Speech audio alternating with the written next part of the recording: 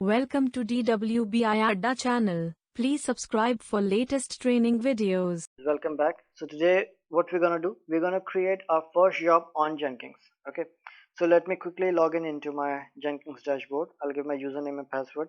Here we go. Welcome to Jenkins. Okay, so this is our dashboard. Let me quickly give you a better view.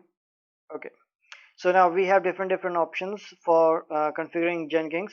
So to create our first job, we'll choose this, create new item. Now give a name. I've given it my first job. Okay, and for this lecture we'll create a freestyle project. Select freestyle project and click OK.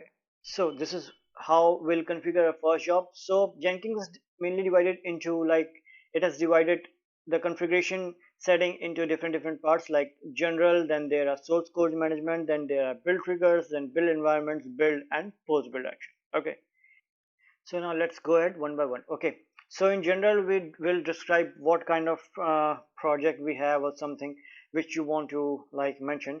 So for description we'll add, and you can select this like discard old builds, because Jenkins will take a lot of your disk space.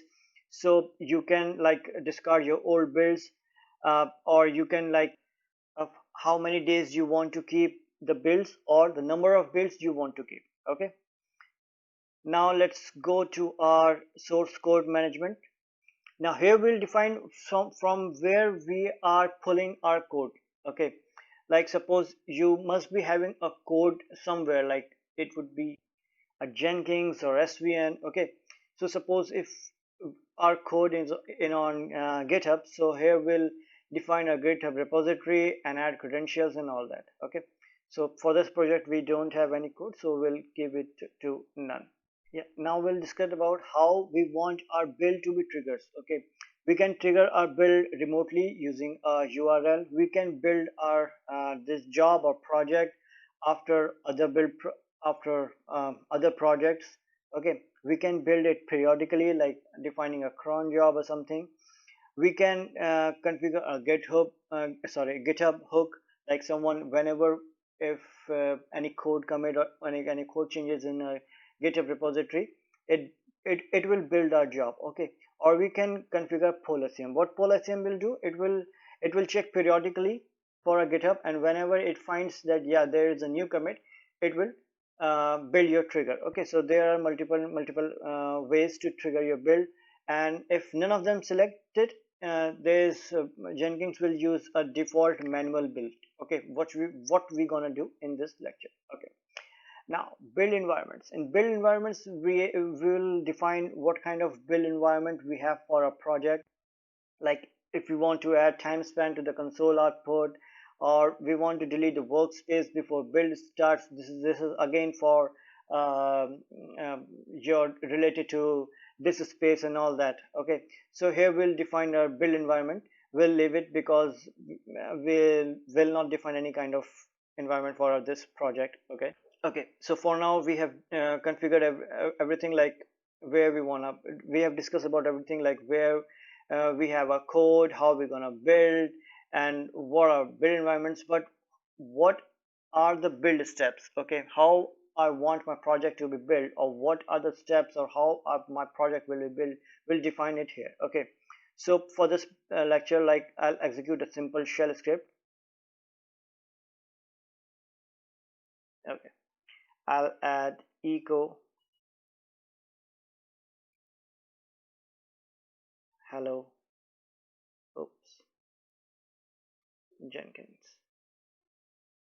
Okay, but in real case scenario it will be your something if you want to execute a shell script or a command on your remote server and all this, so here you'll configure this. But for this lecture, because this is just our first job, so we'll echo a simple message. Okay, I might have double clicked it. Okay, so there are other steps. Suppose if you are on a Windows, then you can create a Windows bash command, or if you want to invoke an ant or create a project, you can configure all this. Okay, now post build. In post build action we usually define email notification to our developers that yeah our code has been built successfully or not built successfully, or if you want to archive a file or something. So this is what are all post build action, what we want to perform, what actions we want to perform after a build, after this build is successful. We'll define it here. Okay, so now we have apply and save. So when we click apply, it will apply all the settings and it will keep you in the session. But when you save it, it will go back to your project directory. Okay, so now for building a project, we can will choose this manual build and we'll click it. So soon you'll see yeah, here build history.